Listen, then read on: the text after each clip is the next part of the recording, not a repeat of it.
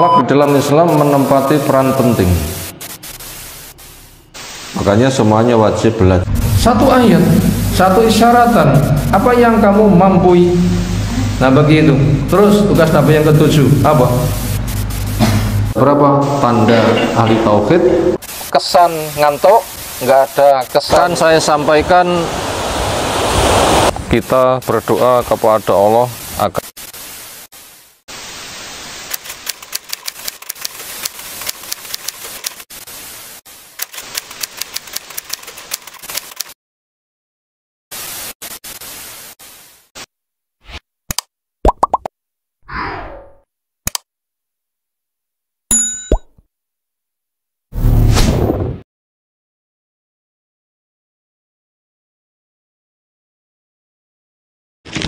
Kafa billahi syahida wa asyhadu an la ilaha illallah wahdahu la syarikalah wa asyhadu anna Muhammadan abduhu wa rasuluh. Allahumma shalli ala Muhammad wa ala alihi wa ashabihi wa man tabi'ahum bi ihsanin ila yaumiddin. Ya ayyuhalladzina amanu taqullaha haqqa tuqatih wala tamutunna illa wa antum muslimun wa ba'du. Fa inna asdaqal hadisi kitabullah wa khairal hadyi hadyu Muhammadin sallallahu alaihi wasallam. Syarrul umuri muhdatsatuha fa inna kulla muhdatsatin bid'ah wa kulla bid'atin dhalalah wa kulla dhalalatin finnar. Ayyuhal ikhwah, a'azzana Allah subhanahu wa ta'ala. Insyaallah kita lanjutkan kajian kita tentang sirah, sejarah perjalanan hidup Rasulullah sallallahu alaihi wasallam yang telah menerapkan Al-Quran secara sempurna. Tidak ada satupun masalah kecuali semua yang ada di Al-Quran sudah terwujud di dalam perilaku Nabi Sallallahu Alaihi Wasallam. Sejak dari tidur, bangun, sepanjang waktu sampai tidur kembali, semuanya telah ada pada diri Nabi SAW. Karena puasa mengatakan khuluquhu Al-Quran, akhlaknya adalah Al-Quran, profilnya adalah Al-Quran. Dan Allah telah mengokohkan, wa innaka la'ala khuluqin azim, engkau berada di atas akhlak yang besar. Dan itu telah sempurna, sehingga dikokohkan sebagai percontohan. Ya Allah menyebutkan, laqad kana lakum fi rasulillahi uswatun hasanah, sungguh ada pada diri Rasul contoh yang baik. Buku yang kita baca, Sirah Nabawiyah oleh Syekh Syafiur Rahman Al-Mubarakfuri, sebagai buku terbaik di dalam lomba karya tulis tentang sejarah yang terpegang dari cetakan Darul Haq. Insyaallah malam hari ini sebagai rangkuman terakhir, materi halaman 665 sampai terakhir. Kalau kita ambil tema gabungan dari beberapa judul yang ada di dalam bab-bab yang ada, adalah kesempurnaan dakwah dan kelanjutannya. Kesempurnaan dakwah telah dikerjakan Nabi SAW. Kelanjutannya, generasi berikutnya wajib melanjutkan. Setelah diberi contoh, dibekali, sudah diberikan proyek sempurna, terus sampai hari kiamat. Nah begitu, itu kalau kita ambil tema gabungannya begitu, tentang kesempurnaan dakwah dan kelanjutannya. Selalu ada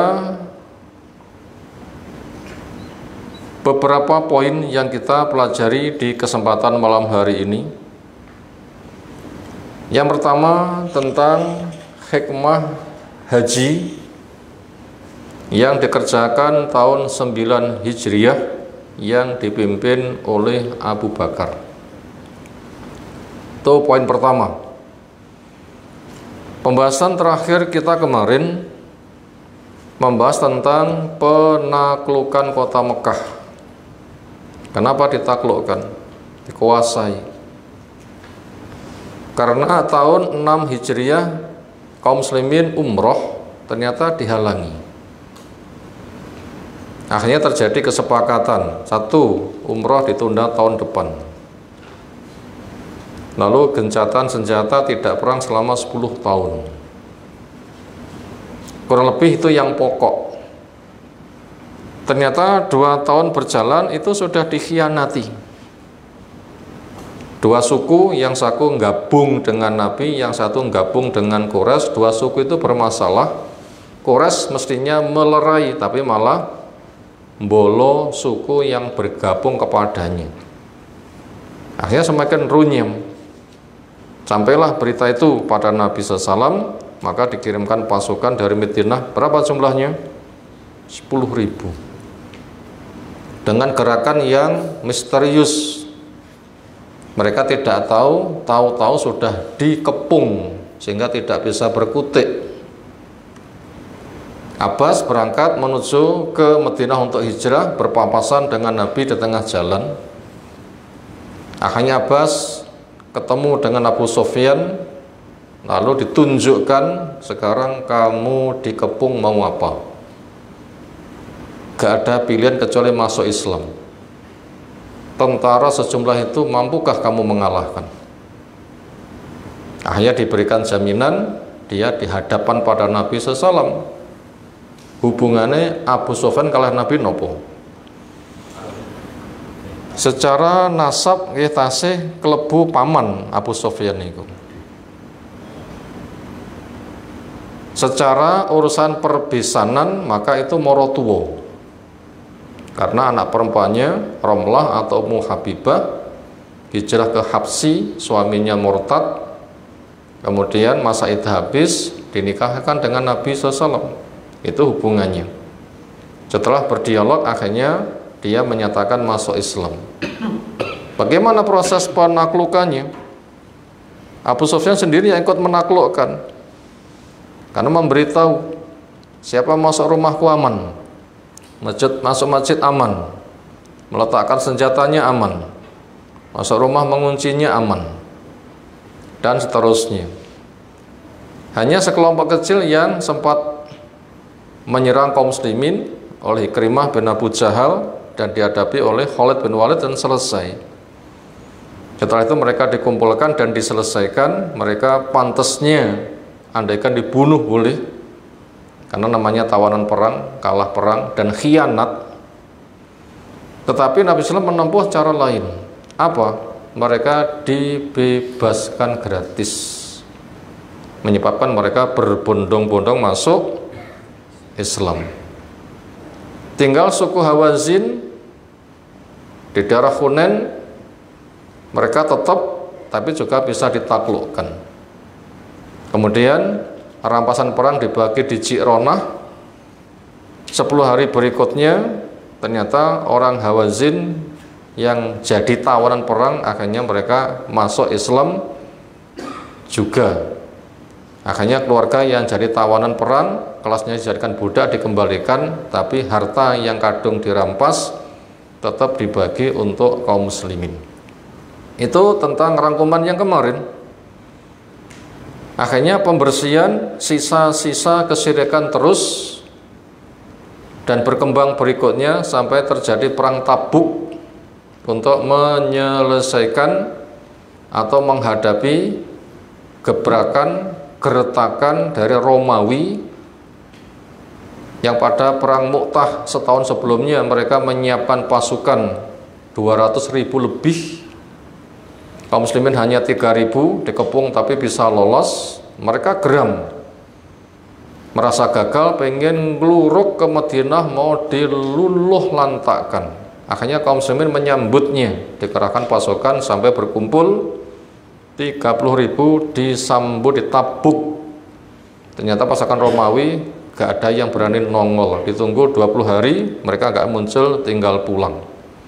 Sehingga wibawa kaum muslimin luar biasa. Tempat-tempat yang disinggah didakwai, akhirnya banyak yang tunduk, bayar pajak dan macam-macam. Akhirnya wibawanya luar biasa. Akhirnya tibalah giliran bulan haji tahun 9 Hijriah, maka kaum muslimin disilahkan untuk haji, yang waktu itu ditunjuk Amirul Hajj, pucuk pimpinan haji. Jadi kaji ini buatan asal budal dewi-dewi nggih. Kudu wonten imami, mboten saged napa? Budal piyambak. Kudu wonten imame sing dadi imam niku kepala negara.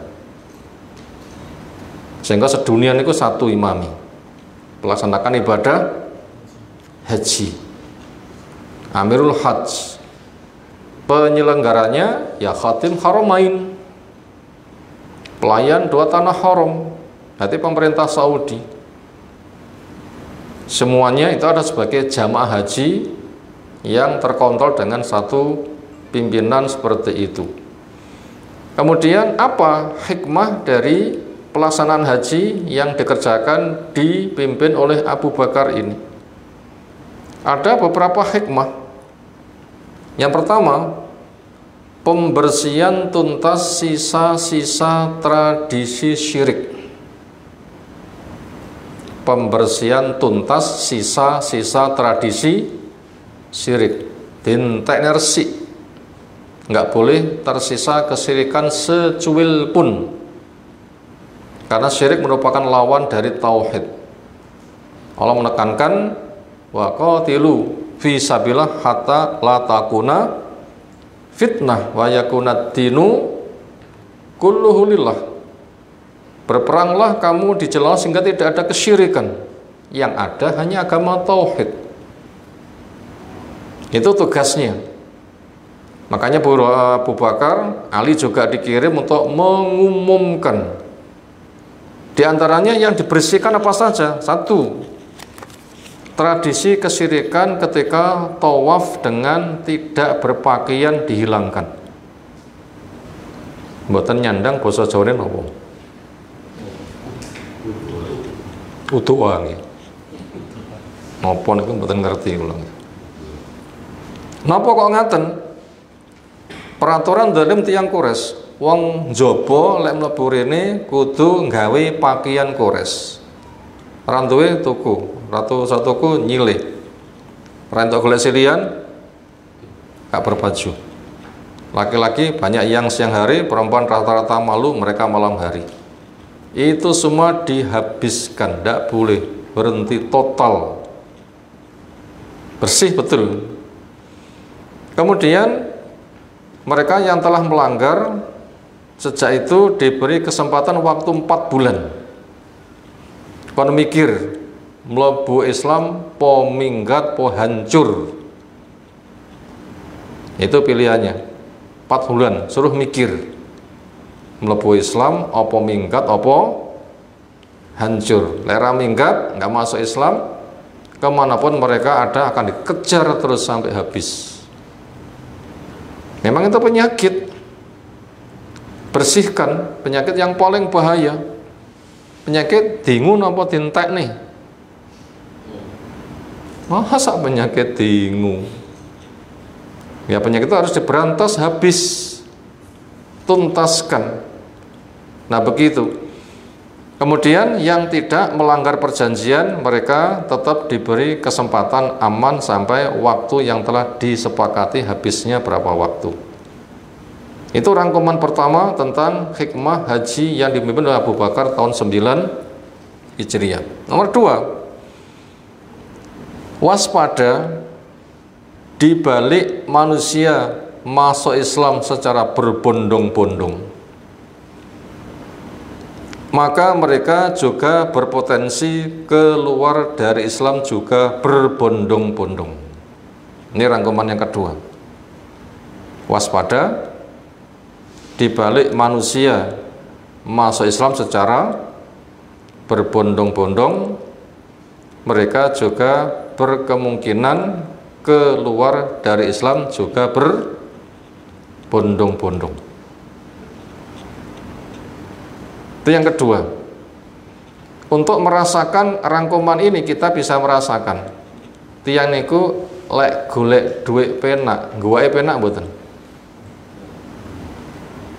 Brel-brel ngoten nggih. Nyapa? Mas paling kok goleke ya penak. Tapi lek golek angel,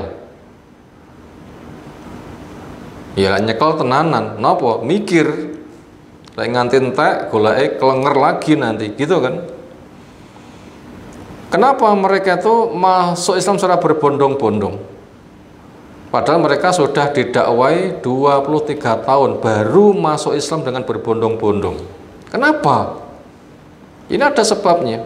Kenapa sebabnya? Karena kerasnya hati mereka. Mereka punya pemikiran, lek Muhammad kuwi nabi mesti jadi raja. Ngaku nabi kok enggak jadi raja di negerinya, bohong. Ternyata mereka tunggu berpuluh tahun belum juga jadi raja. Akhirnya penaklukan kota Makkah betul-betul jadi raja. Akhirnya mereka tercengang. Kalau begitu masuk Islamnya karena tercengang napa kesadaran. Kagetan, oh bakno tenan yo. Oleh gerutuk-gerutuk masuk Islam. Kalau begitu secara umum pendorongnya itu adalah sebatas harapan kenikmatan dunia. Bukan karena kesadaran manusia dicipta untuk beribadah. Islam agama tauhid sebagai pengantar selamat sampai di surga. Karena dipesani udkhulu fis silmi kafatan. Masuklah ke dalam secara menyeluruh sampai mati. Sehingga juga dipesani wala tamutunna illa wa antum muslimun. Jangan sampai kamu mati kecuali kamu sebagai muslim istiqomah. Ternyata mereka secara umum masuk Islamnya itu karena kaget, bukan karena kesadaran. Makanya ketika Nabi Islam itu meninggal, yo kaget. Kira-kira karepe napa karepe? Nabi ya aja mati ngoten kira-kira nggih. Kenyataannya juga mati. Sehingga sing jadi cantolane ati itu hilang. Karena seolah mereka itu terkesima dengan peran Nabi yang luar biasa. Nabinya hilang kayak lime rakelet. Mereka malah nopo berbondong-bondong meninggalkan Islam. Inilah akhirnya jadi garapan Abu Bakar untuk memerangi orang murtad atau syahadat tapi tidak zakat. Semisal Musailamah al-Kadzab sampai ngaku sebagai nabi. Dia punya kelompok kekuatan, nggak mau zakat dan siap untuk menyerang. Makanya itu dituntaskan di masa Abu Bakar. Itu rangkuman yang nomor 2. Waspada di balik manusia masuk Islam berbondong-bondong, mereka juga akan meninggalkan secara berbondong-bondong. Maka ini sebagai bahan peringatan buat kita, keislaman kita itu sadar atau kagetan. Lek kagetan rawan, tapi lek sadar apapun resikonya akan siap berjuang. Nomor 3, tentang haji wada. Maknanya haji perpisahan. Yang itu memberikan isyarat kepada kita semuanya, dakwah telah tuntas. Enggak berapa lama lagi Nabi akan meninggalkan umat. Itu berkaitan haji wada. Kalau begitu apa fadilah adanya haji wada, haji perpisahan? Yang pertama, pengokohan bahwa Islam itu telah sempurna.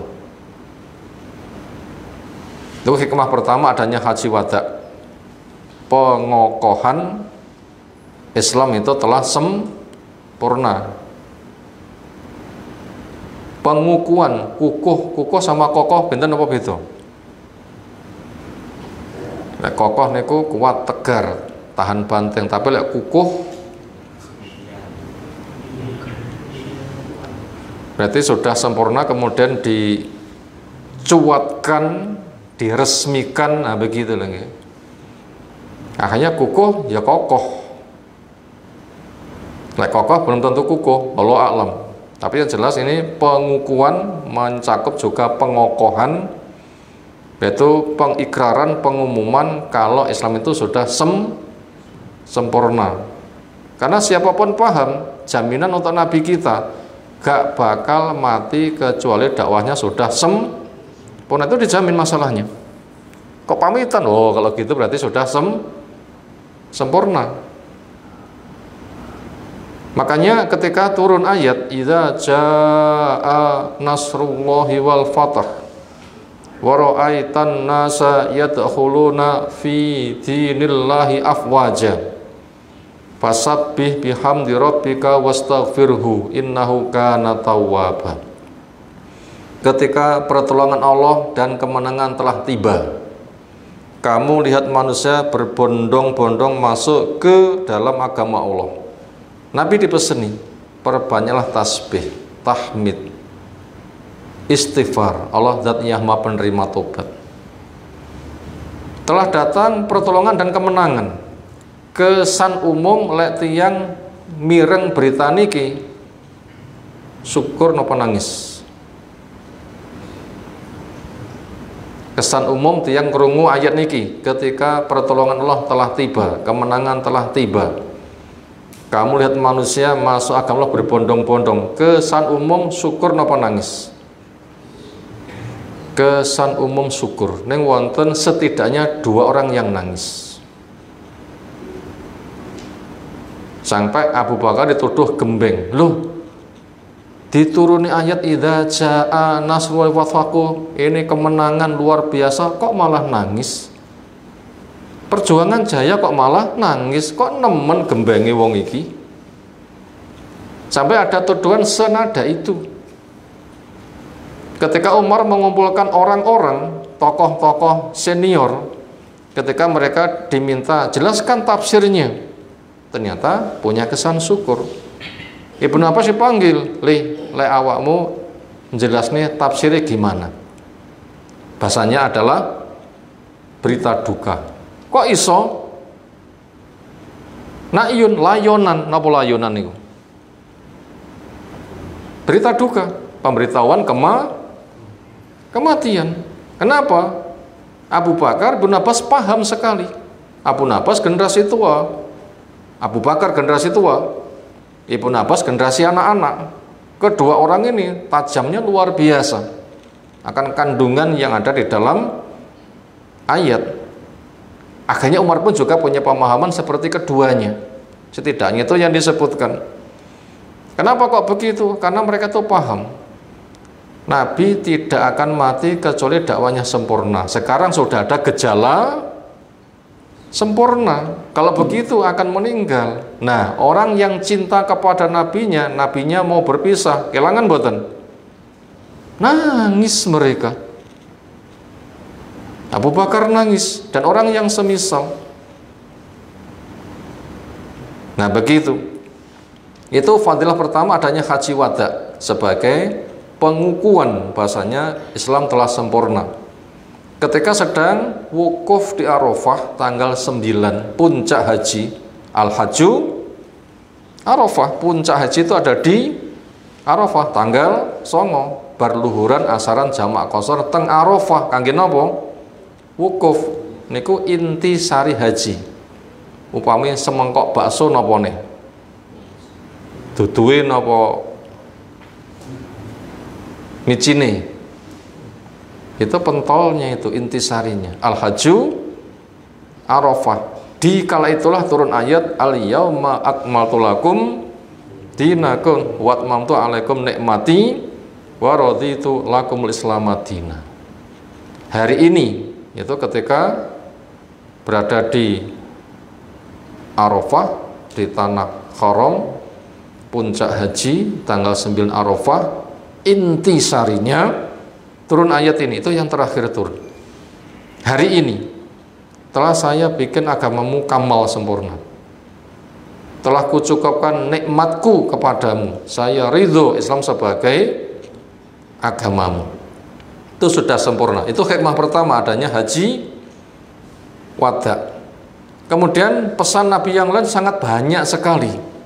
Di antara pesannya untuk menjaga keutuhan umat dari masa ke masa ada dengan pesannya la tarji'u ba'di kuffaron yadribu ba'dukum riqaba ba'din. Sangat banyak itu pesannya.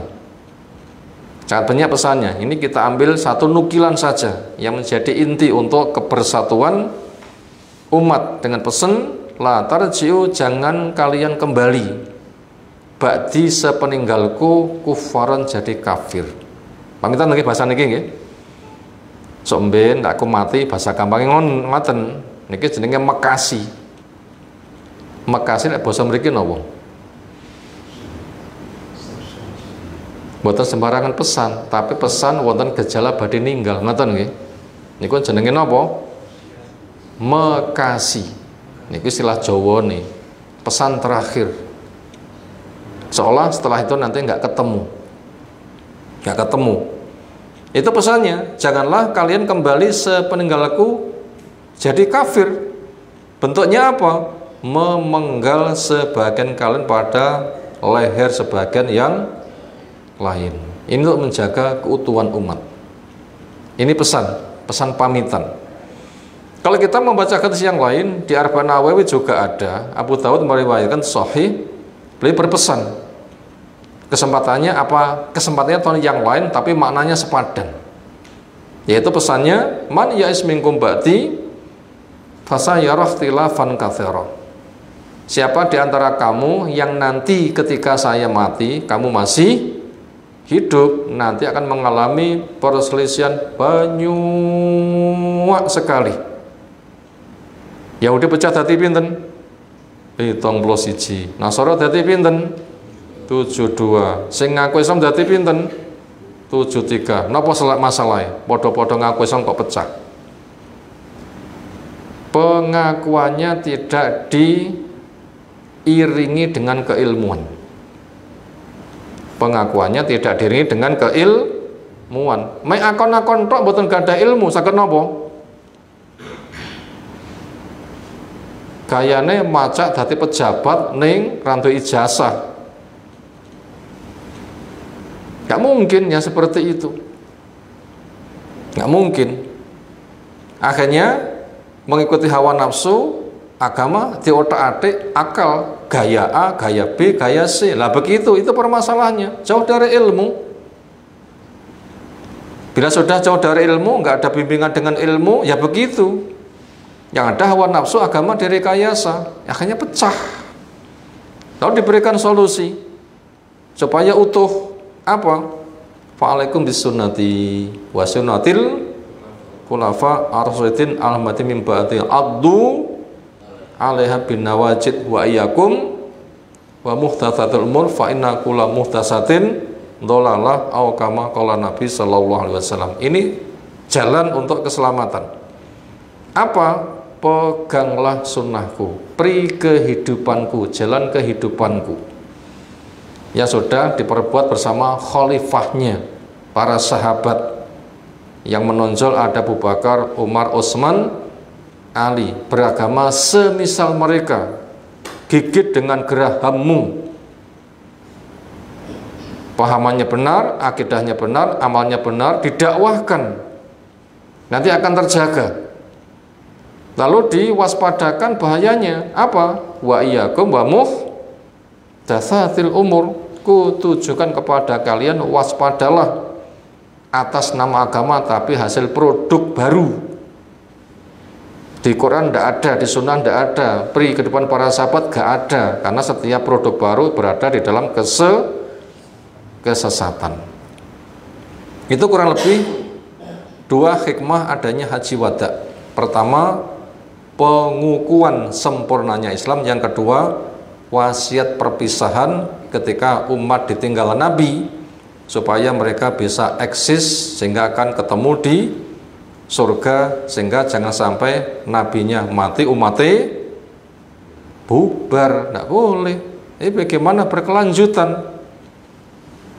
Nah begitu, makanya kita sebagai orang tua harus siap nih.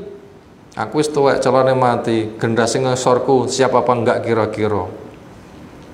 Rata-rata mencen iku sing ngaji nom napa sepuh. Nek sing sepuh ninggal, nome dereng wonten, mengke sing terusnya sinten? Sinten?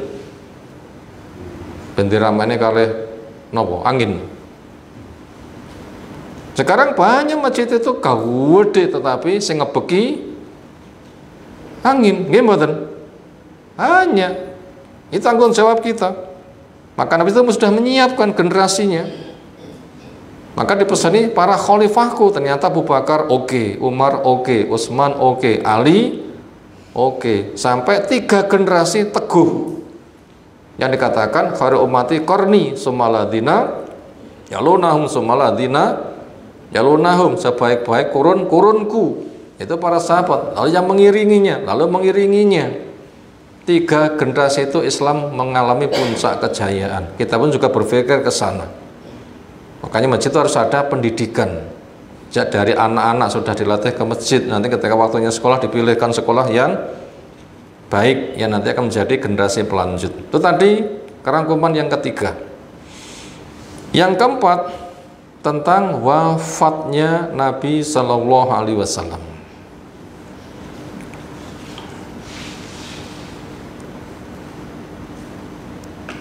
Berkaitan tentang wafatnya Nabi ini, ternyata diawali dengan sakit beberapa hari.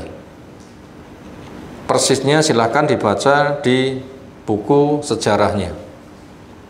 Bagaimana kondisi Nabi 5 hari sebelum meninggal, kondisi Nabi 4 hari sebelum meninggal, 3 hari sebelum meninggal, 2 hari sebelum meninggal, hari terakhir suasana pas panas, waktunya duha, yang beliau minta untuk disediakan air, kerujukan, badan terasa ringan, mau bangkit pingsan. Ketika siuman, sediakan air, kerujukan, terasa ringan, mau bangkit pingsan. Akhirnya untuk sholatnya diutuslah Abu Bakar, suruh ngimami. Ada orang tanya, nanti bila kami ke sini lagi nggak ketemu denganmu, kami jumpa siapa? Jawab, Abu Bakar. Ini merupakan sinyal-sinyal nanti yang melanjutkan siapa? Abu Bakar. Akhirnya umat pun juga akhirnya siap. Nah, dipimpin sholat oleh Abu Bakar mereka ridho, dipimpin dunianya oleh Abu Bakar lebih ridho. Itu ada gejala-gejala seperti itu. Maka hari Senin tanggal 12 Rabiul Awal waktu duha, disitulah Nabi SAW dicabut. Waktu itu sedang senden di dada Bu Aisyah. Ludahku menyatu dengan ludah Nabi melewati siwak. Karena Abdurrahman bin Abu Bakar masuk membawa siwak, Nabi pengen, terus diminta. Kemudian dilembutkan oleh Bu Aisyah, dikunyah mantan, terus diberikan kepada Nabi. Itu maknanya ludahku bercampur dengan ludah Nabi SAW. Ketika pada kondisi bersandar pada istrinya di rumah Bu Aisyah, maka beliau memandang ke atas sambil mengatakan, Allahumma inni uhibbu ma fi rafiqil a'la. Ya Allah, saya lebih suka pada teman yang ada di atas sana. Wis puasa mboten payu. Pikiran itu tengdur. Ya Allah, saya lebih suka teman di atas. Sudah saya tampakkan apa yang di atas sana. Nah begitu. Ketika itulah meninggal. Dan tidak ada hari susah sesusah hari itu. Kita nanti akan melihat bagaimana sikap Umar, sikap umat. Nah begitu. Sekarang berkaitan masalah wafatnya Nabi SAW, yaitu tanggal 12 Rabiul Awal. Tanggal 12 Mulud itu hari kelahiran apa hari kematian? Ini hari kematian. Hari kelahiran itu riwayatnya sinten? Oh niku di zaman jahiliyah. Pun wonten penanggalane pun apa dereng? Terus riwayatnya ya sopo. Hadasana Hasan itu piye carane goleki. Niku telah ahli sejarah niku beda-beda. Wonten sing critane tanggal 9, tanggal 12, yang bener tanggal pundi? Yang bener tanggal 12 mulut ada hari kematian. Sekarang berkembang di masyarakat, nyapo kok dadi kelahiran. Memang musuh Islam pinter nyulap kanthi cara dibalik, membalik fakta. Niku penggayane musuh Islam, membalik fakta. Tauhid jerek syirik, syirik jereke tauhid, sunnah jereke bid'ah, bid'ah jereke sunnah. Di Indonesia pun juga berlaku hukum itu. Tahun 65 siapa yang membantai tapi jereke negara harus minta maaf. Aneh-aneh ngoten-ngoten niku gayane. Dari masa ke masa nggih ngoten niku. Makanya ketika kita dapat berita diperintahkan untuk dicek, in ja'akum fasikun binaba'in fatabayyanu. Bila orang fasik datang kepada kamu bawa berita, cek dulu. Kenapa? Sering beritanya itu adalah dibalik 180 derajat, berbalik total. Makanya yang hak adalah itu tanggal kematian, tapi nyapa tanggal kelahiran. Nah, di sanalah kita wajib waspada dan kita jangan terbawa umumi, tapi kita kembali kepada ilmu. Memang di akhir zaman ilmu itu kata selilit, nyelempit rapatek ketok, satu dikeroyok 73 atau lebih. Makanya yang mencuat itu adalah 73 sing nggak genah, 72 sing nggak genah. Yang satu tentu menjadi korban, jadi gharib, jadi ghuraba. Nah begitu, maka dikatakan batal Islamu ghariban fasayaudu ghariban fatubalil ghuraba. Mula pertama Islam diperjuangkan kondisi itu asing, ngijeni Nabi sendirian bahwa tauhid, syirik sudah menguasai. Berkembang 23 tahun akhirnya jaya, syirik hilang. Dan nanti juga berubah jadi gharib lagi. Maka beruntunglah orang yang gharib, yang asing. Siapa? Memegang yang hak, jumlahnya kecil di tengah umat yang nggak karuh-karuan, bagaikan bulu putih selingkar uang 100 rupiah di atas bulu sapi sing bek ireng. Terus pundi kira-kira seperberapanya? Nah, itulah gambarannya. Makanya kita sampai saat ini kalau masih istiqomah, ini merupakan nikmat yang sangat besar. Berikutnya kita akan melihat pesan Nabi SAW 5 hari sebelum meninggalnya. Apa pesannya? Dalam keadaan badan tidak penak, kain dipun tutup nih, terus dipas pengap dibuka. Pas dibuka niku menyampaikan pesan. Napa? La'anallahu liyahuda wan nasara ittakhadhu kuburo anbiya'ihim masajida. Laknat Allah menimpa Yahudi dan Nasara. Napa masalahnya kok dilaknat dua bangsa itu? Karena mereka menjadikan kubur nabinya sebagai masjid. Ini diwaspadakan. Lalu berikutnya, itulah alasan kenapa Nabi Islam itu dikubur di rumahnya. Ketika sakit, Nabi niku mangga ngiling-ngiling, kapan jatahku nek nggone Aisyah, kapan giliranku nek nggone Aisyah. Bapak istilahnya kathah. Nek niki ketinggal dari wonten sing melu-melu niru nggih. Wonten sing wani niru, kapan aku giliran nek nggone sinten? Pas kampling, oh iya malah geger karo bojo nek ngoten iku malah. Akhirnya mereka paham ingin dirawat di situ dan mereka semuanya merelakan. Hikmahnya apa? Hikmahnya adalah bahwa Nabi tidak mati kecuali di tempat yang dicintai, di situ nanti akan dikubur. Makanya ketika meninggal Abu Bakar yang paling paham. Saya ingat pesan Nabi bahwasanya tidak ada Nabi meninggal kecuali di sebuah tempat yang di situ nanti akan dikubur. Itu ada hikmahnya. Ternyata meninggal di rumahnya Bu Aisyah. Akhirnya di situ dikubur jasad Nabi SAW.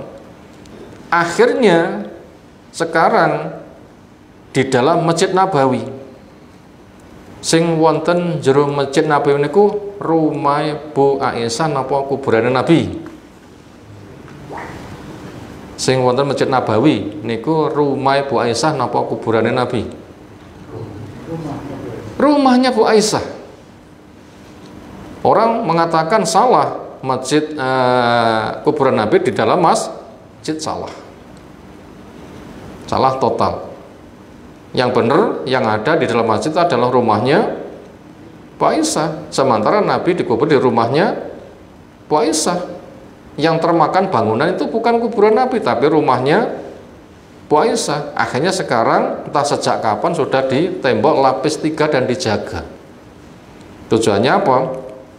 Jangan sampai ada orang yang ngalap berkah ke kuburan Nabi. Makanya kita wajib paham, jangan sampai ada yang punya pemikiran Masjid Nabi berada kuburan Nabi berada di Masjid Nabawi, bukan.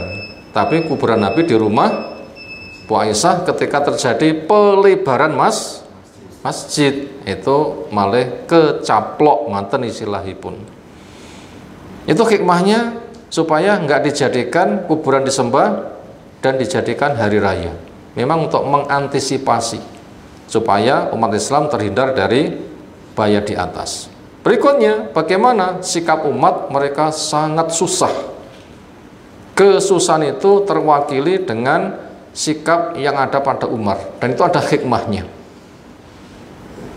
Ketika Nabi kita meninggal, Umar mendengar, Umar kayak gak iso nompo, gak lilo lek Nabi niku meninggal, sampai ngomong, sopo sing wani ngomong Rasul ninggal tugel gulune. Lek Umar pun ngoten niku, sinten sing wani nglawan? Gak ada. Semua orang cep, mingkem, tunduk, gak ada yang berani berkutik. Itu kehebatan Umar. Itu ada hikmahnya. Itu ada hikmahnya. Kemudian Abu Bakar datang. Kemudian langsung masuk ke dalam kamar, dibuka, dipeluk dan dicium, sambil mengatakan, engkau wangi hidup maupun matimu. Membuktikan telah meninggal.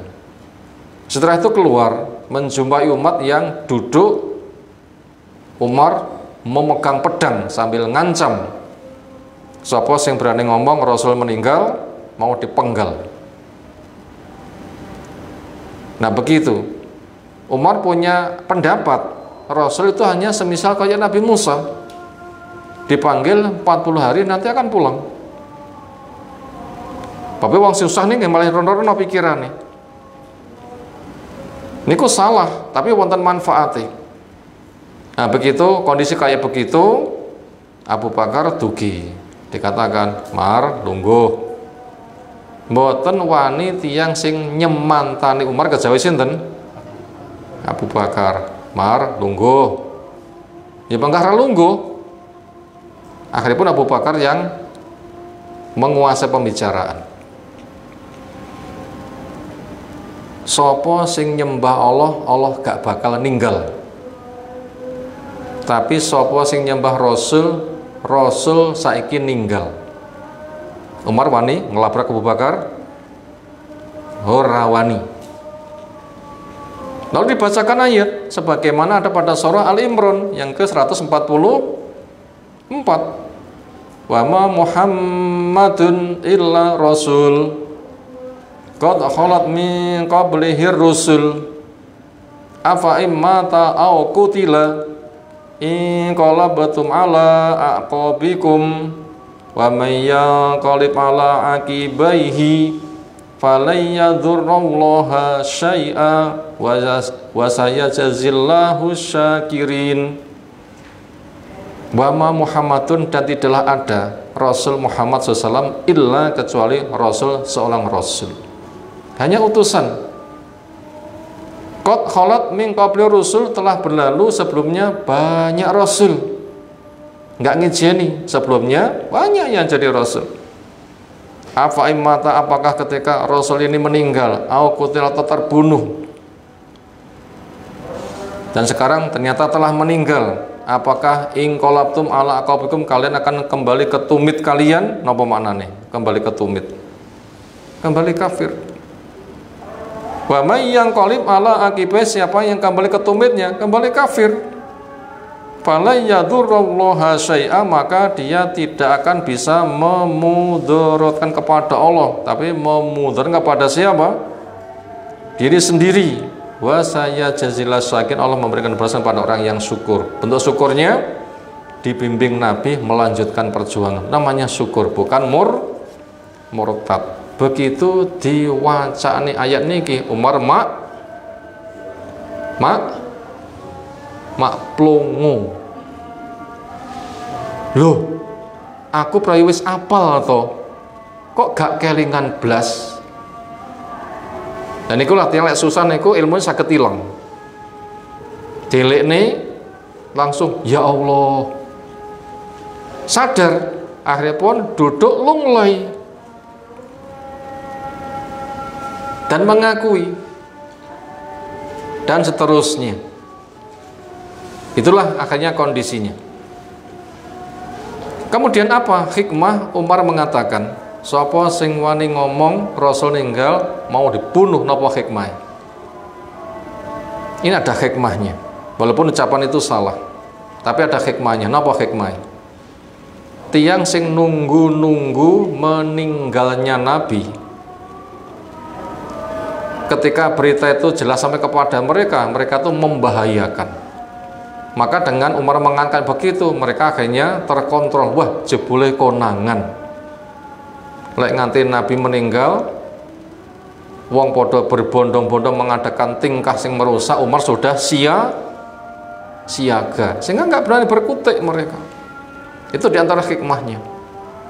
Dan seterusnya. Itulah akhir kisah yang kita baca di dalam buku sirah tentang bagaimana akhlak Nabi, bagaimana keluarga Nabi, isinya siapa saja, itu menjadi materi bacaan untuk meluaskan pemahaman kita. Yang kesimpulannya adalah sepeninggalan Nabi SAW, umat tetap terkendali, khalifah terkendali, orang murtad bisa dikendalikan, perluasan wilayah kaum muslimin terus meluas di masa Abu Bakar, meluas di masa Umar, meluas di masa Utsman, sangat luas sekali sampai 3 generasi. Dan sekarang kita termasuk generasi berikutnya, bagaimana kita melanjutkan dakwah ini, sebagaimana Abu Bakar melanjutkan, Umar melanjutkan, Utsman melanjutkan, Ali melanjutkan, generasi ke generasi melanjutkan. Caranya yang bisa kita perbuat adalah dengan jihad terbesar. Nopo? Yang bisa kita perbuat jihad terbesar. Itu modal yang paling utama. Ada 5 tanda jihad terbesar. 1, ilmu. 2, amal. 3, dakwah. 4, banyak memberikan maaf. 5, sabar. Makanya ilmu harus selalu kita tegakkan. Kita hidupkan masjid, kita siapkan generasi, sekolah-sekolah, jadi generasi robani. Sehingga nanti dakwah menyebar. Semua masjid akan terisi dakwah sunnah. Ini tugas kita. Ilmu, amal, dakwah. Kita ditindas banyak sabar.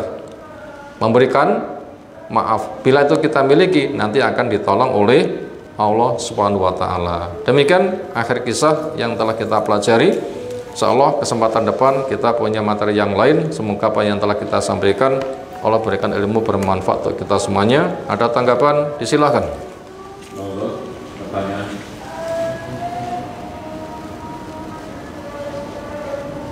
Untuk bulan depan pertemuan kita isi pembekalan Ramadan. Kita siapkan dan pertanyaan biar lebih hidup langsung. Jadi dua pertemuan isi pembekalan Ramadan. Untuk selanjutnya nanti kita mengkaji ada mufrad yang biasa akad ketika kita kaji itu pagi, tapi jam tengah. Karena untuk menyelesaikan itu saya hitung bisa 10 tahun. Jadi biar agak cepat, nanti yang di tengah, nanti Abu Sofyan dan Abu Sofyan mulai dari depan, kita nanti yang di tengah. Kalau kita kajinya jilid 2. Kalau tidak salah bab ke 198.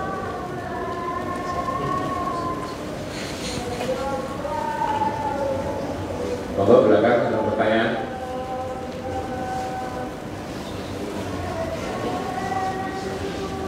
Wonten napa cukup? Sekira cukup. Demikian subhanakallahumma bihamdika asyhadu an la ilaha illa anta astaghfiruka wa atubu ilaik. Assalamualaikum warahmatullahi wabarakatuh.